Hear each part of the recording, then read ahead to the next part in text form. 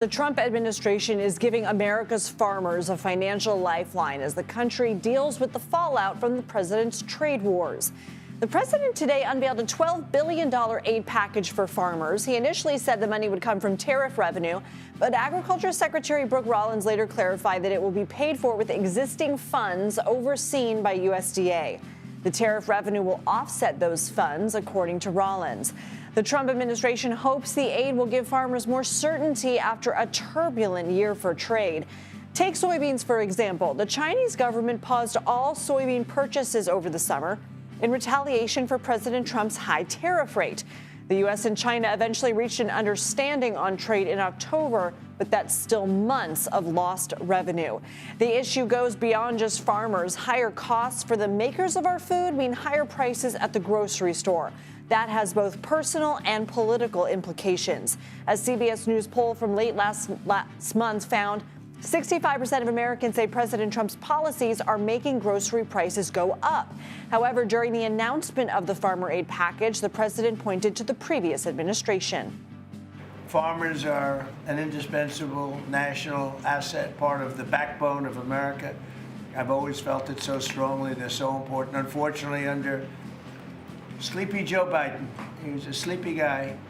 Our farmers were crushed by the worst inflation in modern history. CBS News White House reporter Olivia Rinaldi joins us now. So this is a one-time payment. Is there going to be a certain amount and then an extra amount? And why does the White House believe this will help the root of the problem facing U.S. farmers? Well, Lindsay, the White House says they could give more aid if it's needed. What this is a bridge payment to help set up farmers for next season's harvest, because this was just such a wash for them this past year. So what this is meant to do is really give farmers an idea of some of the subsidies they're going to get from the federal government. They will then receive those funds by the end of February. This allows them to really go to their farm banks, their credit unions, and get those loans that they need to pay for things like soil and fertilizer so that they can get set up for next year's harvest. The White House seems to think that they are putting farmers on the right track. They do believe that after they were able to get some of those new soybean purchases from China, that will set up some of the farmers in the U.S. who have experienced such loss this year in a good place for the future. But still, they're projecting optimism that the Chinese will buy those soybeans. But really, Lindsay, time will just tell. President Trump is heading to Pennsylvania tomorrow to talk about the economy. It comes as he claims the issue of affordability is a Democratic hoax. So what is he trying to accomplish?